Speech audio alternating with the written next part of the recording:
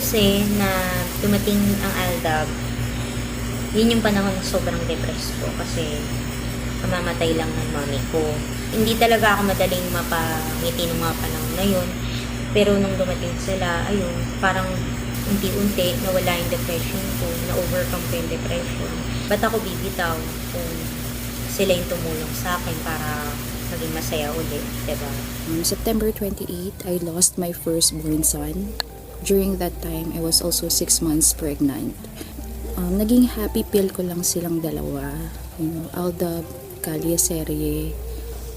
During those times na I was grieving, I was really, really sad.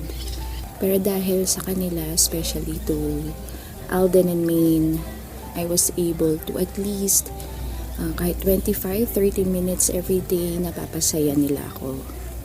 And for that, I will be forever thankful para doon sa, lalo na sa dalawa.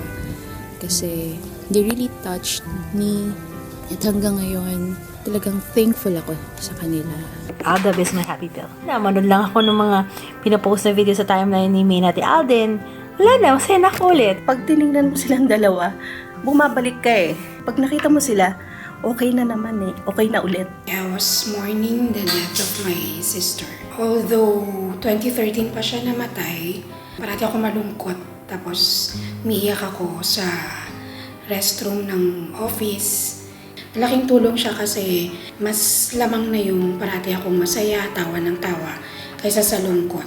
Hindi nyo lang alam. Sobrang ang dami yung nai-inspire. Dito lang, ang dami kong nakilala na iba-ibang kwento na kayo yung naging dahilan kung bakit ang saya-saya nila.